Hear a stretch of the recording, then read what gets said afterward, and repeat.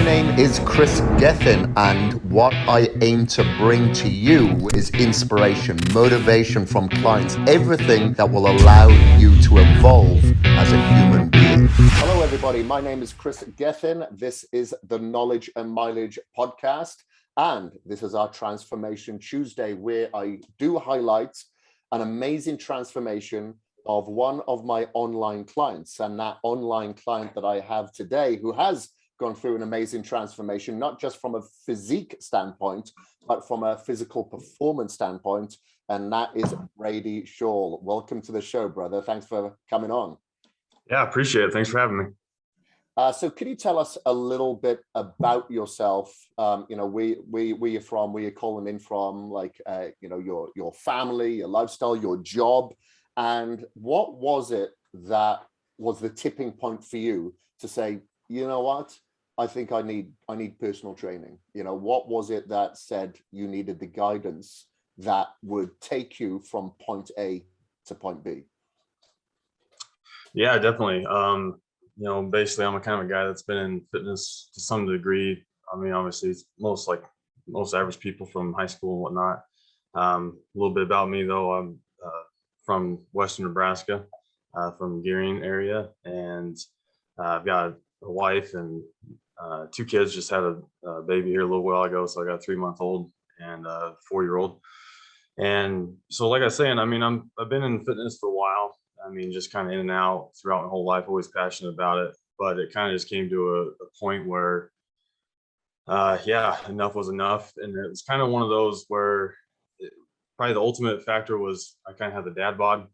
You know, my wife had, when we had our firstborn, you know, she put on obviously the pregnancy weight. I put on the dad weight. And then hers obviously came off right away with breastfeeding, and then mine didn't. And I kind of just accepted it. You know, I kind of thought, I felt like I was pretty strong. And so I just kind of felt like I was just thick.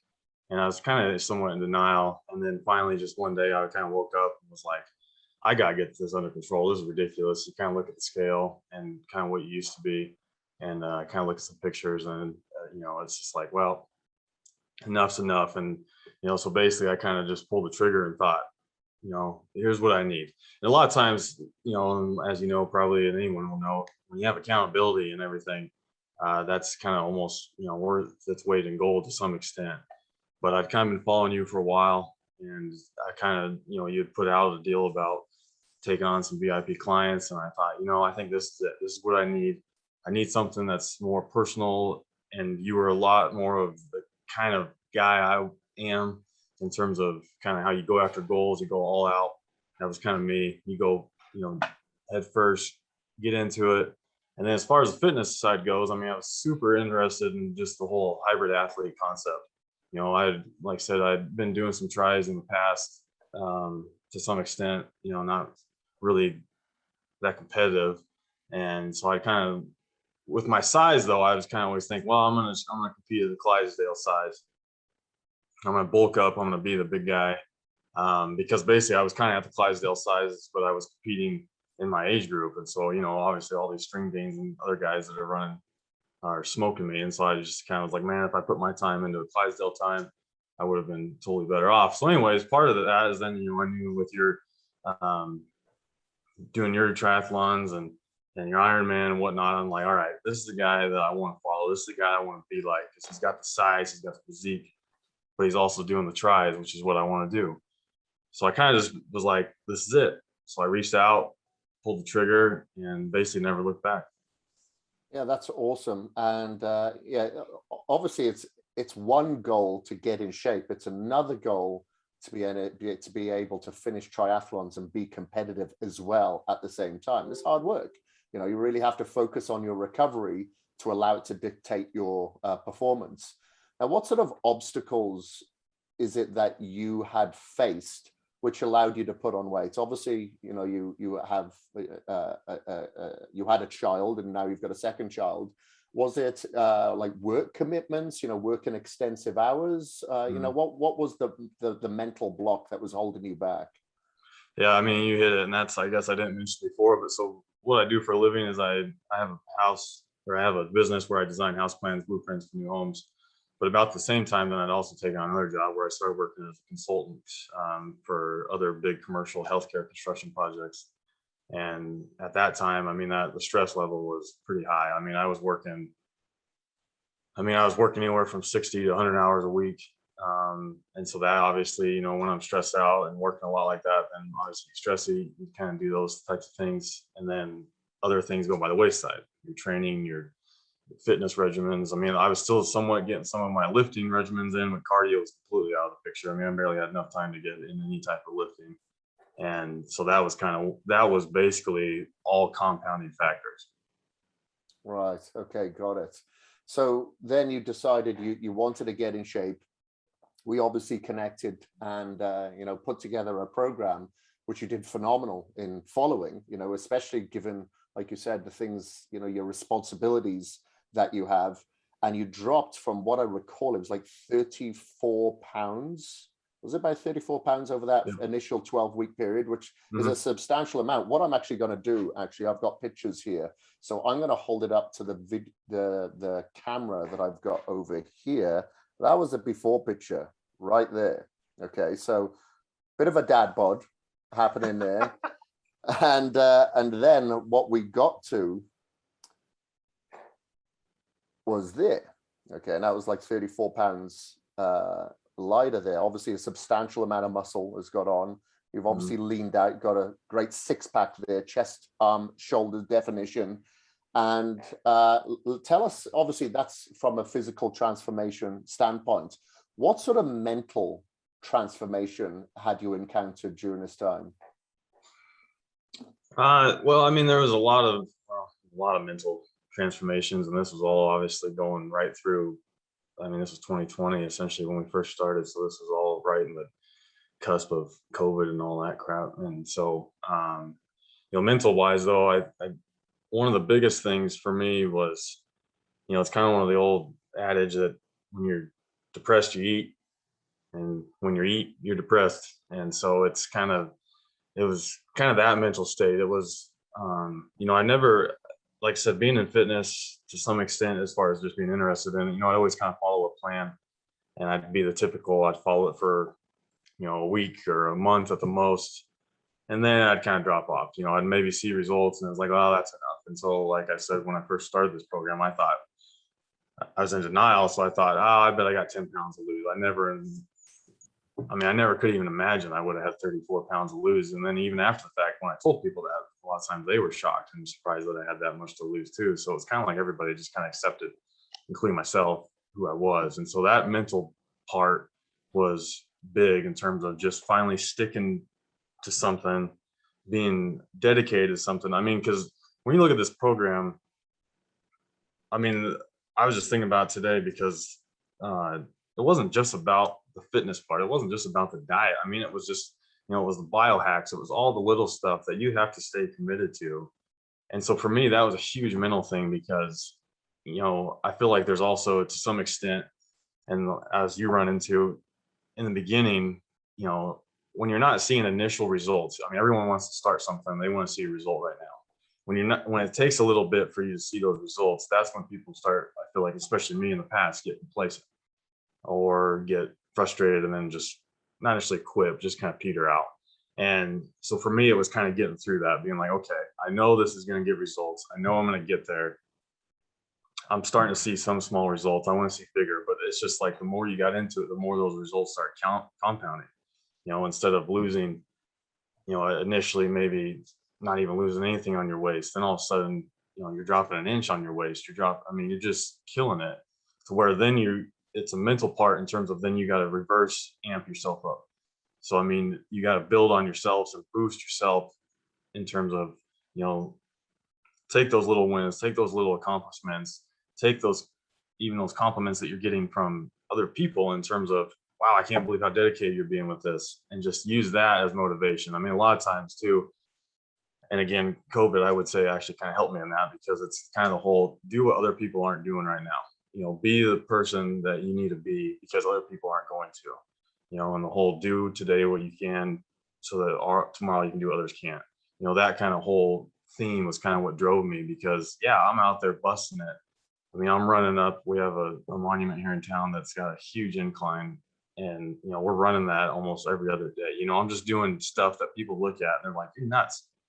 But at the end, then I can be like, "See, that's why I did it." And so that mental part for me was huge because it taught me a lot to, in terms of just staying dedicated to stuff. I mean, I've always kind of been a driven guy. Obviously, I'm an entrepreneur and that type of deal, but just staying to something like this where it's your body, it's you're taking care of yourself. You know, a lot of times I'm happy to be dedicated where I'm taking care of other people, but hardly ever am I looking at myself. So I think that was the biggest mental thing. The other mental thing too, which I kind of mentioned to you in the beginning, you know, I'd kind of been on some medications and other types of deals for anxiety and that type of deal, depression. And so basically I kind of quit those cold turkey when I started this plan because I'm like, you know what? I know aerobics and those types of deals can really help with that.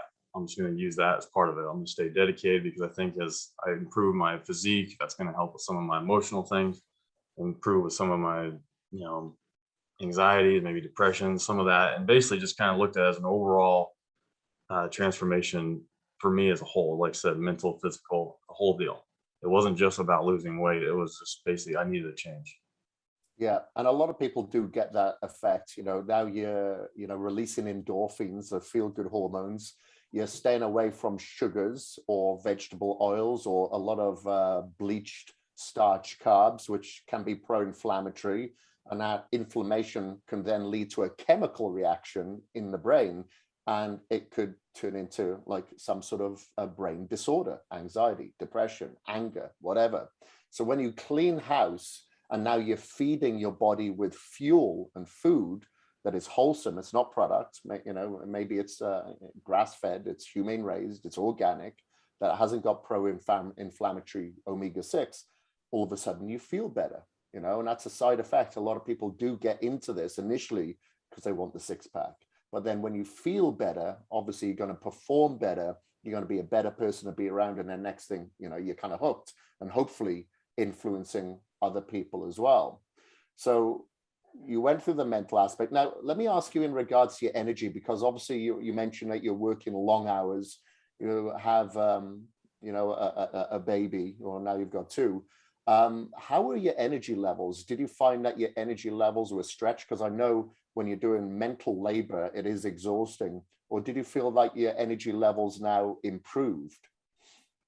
I feel like my energy level as a whole improved. I mean, I think what I was able to accomplish during that time, even work related, I think I was able to accomplish a lot more within less amount of time. You know, I was more efficient with what I did. So I feel like my energy levels improved a ton. I just felt, yeah, I mean, like you said, I mean, part of that was the diet. I mean, when you're eating crap, you feel like crap. And so, I mean, I think I was just overall mood, effectiveness on my job, doing those types of things. Like I said, I was able to pack a lot more into the same amount of time. I mean, before that, I'd be working. I mean, I'd be maybe get 3 or 4 hours of sleep a night. And so through this, I kind of tried to also change that to be more dedicated and getting the rest I needed for my body, for my mental state, and just trying to do that. So then that did force me then, because I was trying to be dedicated on that side, that forced me to be more efficient and more effective with my time and spend it more wisely, in case, if there was anything that was in there that was obviously a distraction. Yeah, and like you said earlier in this interview, it's the little things that really do add up that help. Obviously, if you're tracking your sleep, you're focused on your sleep, because that will dictate how you feel the following day. And then, the little biohacks that we suggest, like I suggested, like the meditation, the earthing, the grounding, switching off your devices a good hour or so before bed and after waking up, and trying to block artificial light whenever possible. All of these do add up, these little effects. Now, we touched on nutrition a little bit. Now, when it came to eating, obviously the frequency that you had to eat, and it's kind of like there's no cheat meals or cheat days, I should say, or anything like that. Did you find that it was inconvenient to eat all those meals? And if it was, how did you overcome that inconvenience? And did you get any cravings as well? Yes and no. I mean, I don't know if that I'd say it was inconvenient. It was, luckily with my job and being somewhat self-employed, I basically could set my own schedule. So, eating whatever time I had to wasn't necessarily a big deal at all. I would say the biggest inconvenience, obviously, was when you're, doing life, when you're going out with friends and going over to family. I mean, there was one time we went over to my parents and they had made, my mom makes pretty awesome homemade pizza. And I took over my chicken and sweet potatoes and warmed it all up and was sitting there eating that while they were eating everything else. And I just blew their mind. They couldn't believe that I had enough willpower to turn that down. And so, I mean, I don't know if I'd say it was inconvenient. It was a lifestyle change. It was, it was what I needed to do to get where I was going to go. And so, but as far as frequency of meals, not really. I was able to adapt to that pretty easy. I mean, there was some things, some adjustments you made for me, obviously, that kind of helped with some of that in terms of, in the morning. That was probably the only inconvenient part because I'm not necessarily a breakfast guy.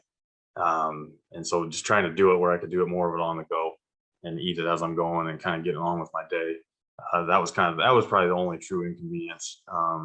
As far as cravings go, I mean, yeah, I'm a sweets guy. So, I mean, I like chocolate. And so that was always seemed like always a craving. And it was kind of funny because initially, I mean, for anything that you quit, initially the cravings were super high. It was like, oh man.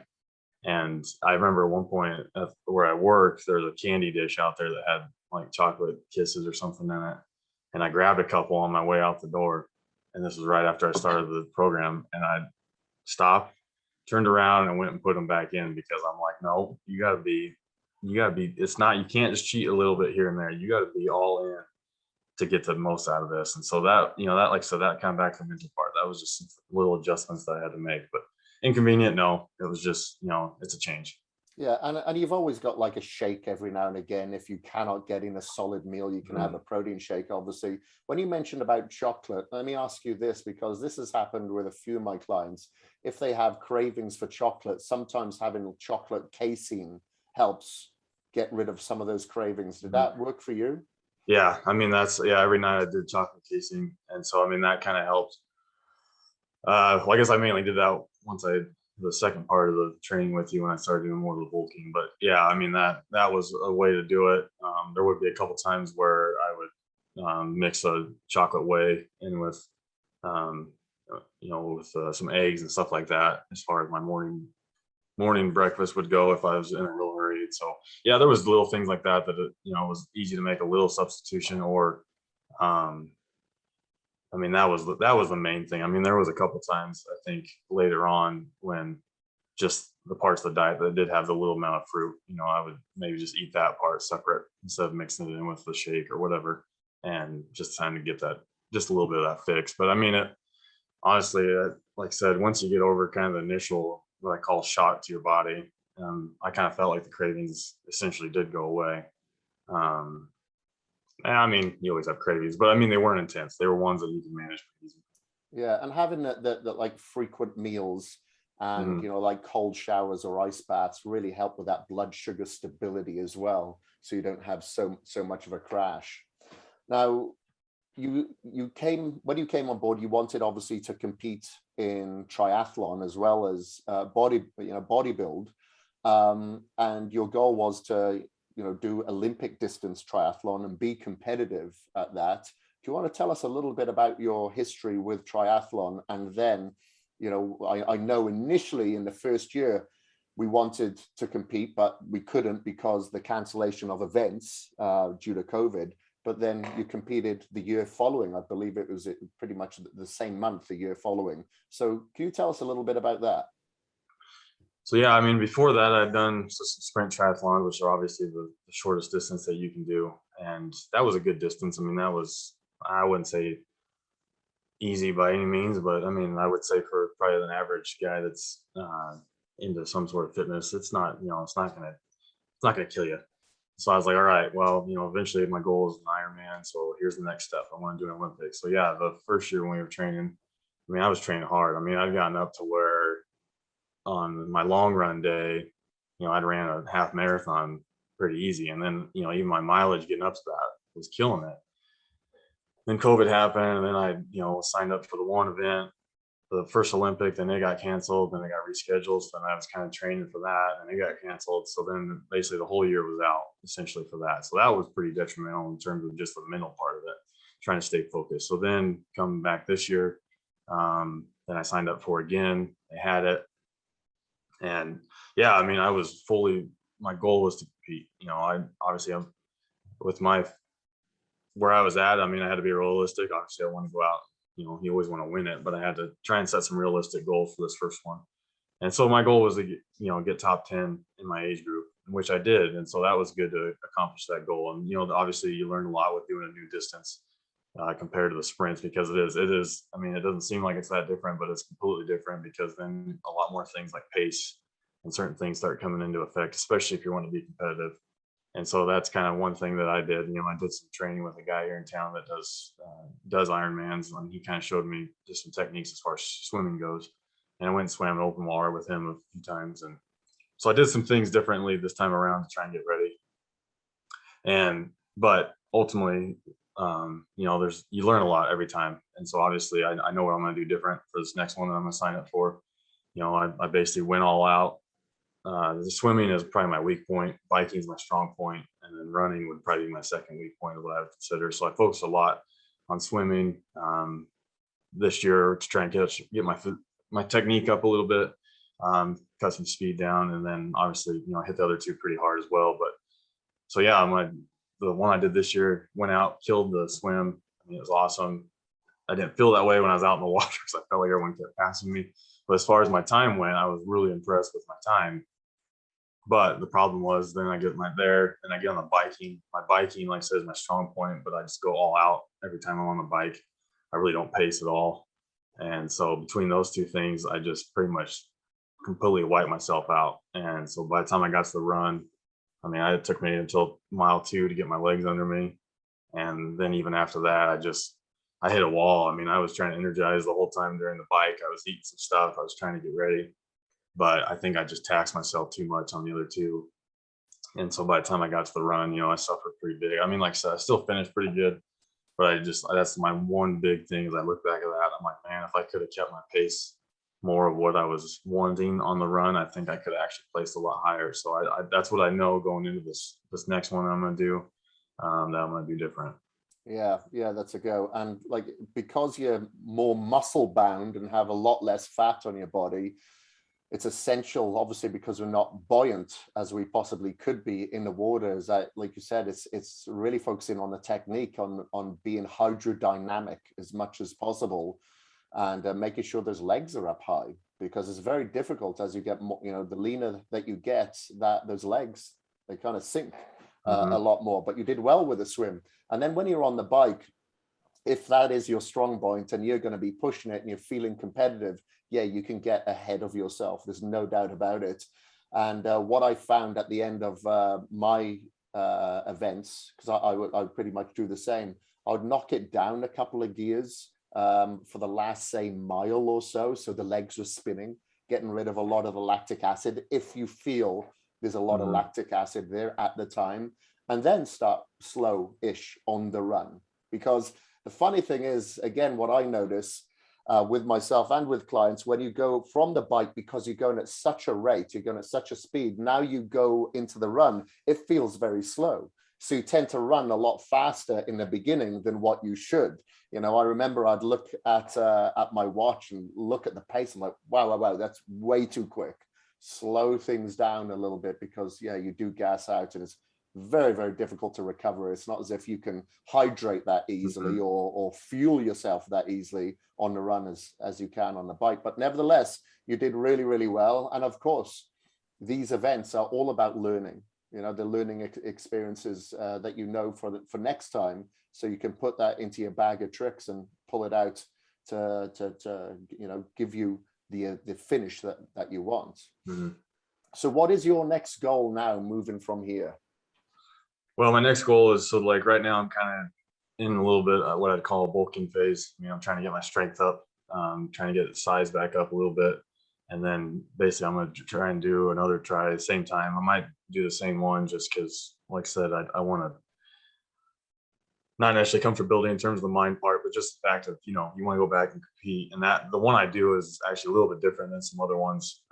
Distances are a little bit off. So I want an apples to apples comparison. I want to go back in there and I want to crush my previous, what I did last time. I want to, like this last time it was reach top 10, this time I might go a little more aggressive and be top 5, and just see what I can do. And, doing it, making that choice this far in advance, knowing that's going to happen, it gives me a little more time to do those things. Like you said, focus on some of those things. I think it was you that told me too that, even though biking is my strong point, it's also what you're spending the most time on, in terms of in the race.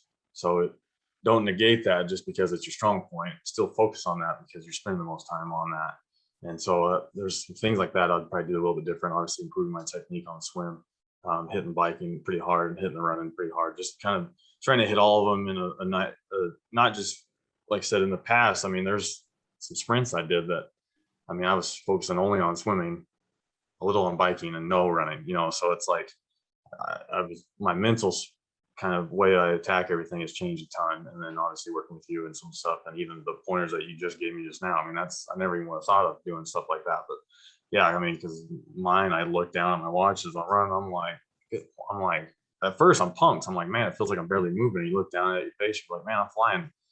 But yeah, then you hit a wall and then you're done. So those are all some good things to do. But yeah, that's my next goal. Do another Olympic probably this year. Try and do a top 5, and then hopefully from that build on, and then try and pull the trigger on either half Ironman or Ironman after that. Got to do the half Ironman. Got to do the half Ironman. That's exactly the process that I did, was the Olympic and then half and then full. And I tell you what, there isn't much of a difference between the half and the full in regards to the strain that it puts on your body, really, because you push yourself a lot faster and harder on the half than you do on the full, because you really, really pace yourself. So I found that, after doing any of the halves that I've done, I was still just as sore as the fulls, So, once you do the half, you pretty much know that you can do a full. You would just take it a lot easier. That's all, Yeah. Okay. Anyway, so, well, obviously this isn't a sales pitch for anybody to sign up with me. It is application anyway with one-on-one training. But what would you say is the main difference for people out there? They're following a program, maybe they're following mine, maybe they're following someone else's, like a video trainer. What's a major difference that you found that helped you actually having one-on-one with me, as opposed to like following one of my programs or a video trainer or someone else's? Well, like I mentioned before, a huge part of it's accountability. Just having that one-on-one connection with you. And then obviously from your standpoint, a vested interest in what I'm doing. That's huge on me, because I'm typically a guy that doesn't want to let anyone down. So I kind of take that personal, in terms of that relationship, and definitely want to, you're investing time in me. I'm investing time and money in this. I need to get my part out of it. You want to get your part out of it in terms of, investing that much time into a person.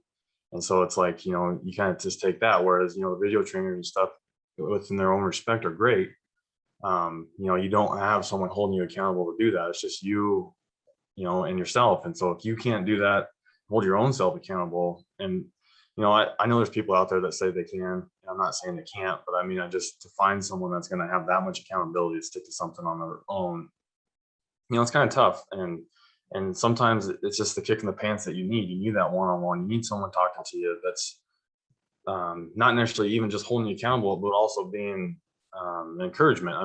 Like I said, I would send pictures and stuff to you, and I'm like, man, in my head, I'm thinking, I don't know. I'm not seeing a whole lot of results. I'm not sure if I'm doing this right. But you would come back with, man, I see results here and there. And then I look at it more and I'm like, oh, okay. Because we're always more self-critical of ourselves, typically. And so to have someone that's coaching you and reassuring you that what you're doing is working. And then, like I said, the other stuff follows, the scale, the measuring tape, those types of things start coming into that. And so I would say that's the biggest difference. I would say one of the other biggest differences between just you and me personally and in a personal trainer. I've had, I've kind of gone through phases of the whole CrossFit. At one point I was huge into powerlifting. So I had a trainer for powerlifting. And he holds world records now. So, it's a well-known guy. And that was great in terms of, my strength went up, but there was just no connection. There wasn't really he was what I would say in it for, just in it to do it. He had a spreadsheet that had probably an Excel sheet in there that he had changed, numbers on, and it just didn't feel that personal. And that was the biggest difference. And I think that's why I was a little hesitant even still connecting with you, is just like, well, I hope this is better than what I've experienced in the past. And it was. I mean, it was way better. Like I said, it was a transformation. It was a life change. And so I think that's the biggest thing, is just having that connection where you actually have a guy that cares about the little victories, that cares about the training, that cares about the end goal, that wants to see you succeed. It's not about, you know, accolades or anything like that on your own. It's just about helping people. And that's kind of where my background is too. I mean, so I was able to connect with you on that point. Yeah, that's great. That's awesome. Thank you very much for saying that, Brady, because this is, I'm sure you feel the same, where you feel very fortunate that you are doing what you're doing to help other people. I feel very fortunate in the position that I am. I'm fortunate that there's such a thing as social platforms or Zoom podcasts where we can communicate and get these stories out there. Because when I started training, I would just have to look at a before and after picture in a magazine and maybe a supplement that's next to it, and just think, okay, how do I communicate? How do I find out if, what would work for me? There was no way. But now we have these opportunities of getting this message out. And I've mentioned this on other podcasts. Not everyone relates to me. They think I work out for a living, where they relate to other stories where people have children, they have jobs where they're working 60 to 100 hours, or had a dad bod or whatever. So this really, really helps us create a crowd source of inspiration to go, you know what? I'm going to do something about this. I'm going to invest in myself, as opposed to just putting it off or prioritizing materialistic possession. But obviously you don't have to sign up with me to do one-on-one training. You can do whatever you want.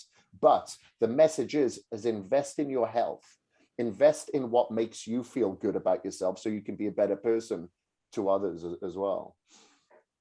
But anyway, thank you very much for joining me, Brady, and getting this message out there and hopefully inspiring other people to make a change. Is there anything that you wanted to mention at all, Brady, before we close off? No, I mean, the only thing I would mention is just kind of like I said, as far as the inspiration goes. I mean, I was the typical person that was sitting out there watching all the stuff, watching other people transform, doing whatever. And I thought, you always come up with excuses. Everyone will come up with an excuse. And I was one of those guys. In my head, I thought, no, this is where, this is just the body it's going to be. Those people's circumstances are different. They had it easier, they, whatever, genetic, whatever the excuse was. And I would say for me, the biggest deal that I would say to anybody is anybody can do it. I mean, like I said, when I started this program, I thought, and I was in denial. I thought, man, I only have 10 pounds to lose. I'd be happy with that. Then to come out of it 34 pounds lighter, several inches off my waist, be in better shape than what I was when I got married or in high school. I mean, to actually be, somewhat jacked. I mean, that does, to a guy in his 30s, that isn't even on the radar to most guys, especially when you're in the family mode, you're in the, career mode, working that many hours. You kind of put that off to the side. And I'd say, man, you need to take a quick, hard look at yourself, because anybody can do it. You just got to pull the trigger. You got to make that choice to be that person. And honestly, this is the first step. And that's what I tell anybody. It's like, if you are a guy that's struggling with taking that first step, then just pull the trigger. Get into this program, get on the one-on-one training. You need the accountability. You need someone that's going to motivate you.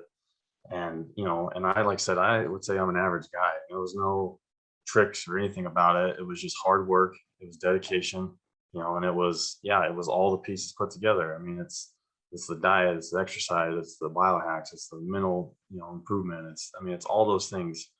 And quite frankly, it's the best thing I've ever done. Because if you want a full transformation, like I said, not just the six pack, not the body. This is what someone needs to do. And if you're, like I said, if you're sitting there making excuses, then you're only hurting yourself, you're hurting your family, those around you. And it's kind of funny, because I look back at pictures now from before I started, and I'm just like disgusted. Why didn't anyone say something to me? Why weren't you like, hey, hop on a treadmill? And so, that part was a little eye-opening. And like I said, most of them are like, oh, we just, you gained it over time. So, you just kind of get used to that person. You get, people, but the biggest confidence boost, and another reason why people should do the transformation, is just once you get done, to see the results, to see what you've done and accomplished. That's huge. Obviously you're going to get the accolades in terms of the people telling you good job. And, I can't believe how much weight you lost. And, that's just going to be a huge confidence boost. And I mean, it's just going to be a life changer. And so I would encourage anybody to really take a hard look at it and quit making excuses. Yeah, and that's exactly right. A lot of people do use excuses like, yeah, you're in your 30s, I've got a couple of kids, I've got to prioritize my career, I don't have time. And the chances are you have the time. It all comes down to how bad you want it and making the time, prioritizing the time, being efficient with your time. A lot of people waste time. They don't know where they lose it. But until you force yourself into that position, you don't know how to find it. It's like, if you're looking at a property and you're like, maybe that house is out of my price range, but maybe I could stretch it. Chances are, if you can stretch it, you'll find a way of affording that house and making ends meet to do it. You just have to be uncomfortable in order to force yourself into a comfortable situation to a certain degree. Right. Definitely.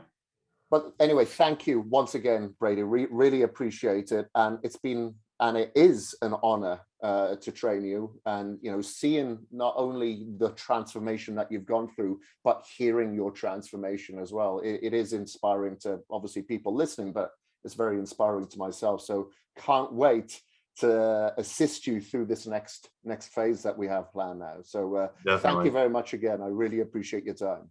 Yeah, definitely. Thanks for having me. Thank you. All right, everybody. Thank you very much. Really appreciate you listening. My name is Kris Gethin. This is the Knowledge and Mileage podcast.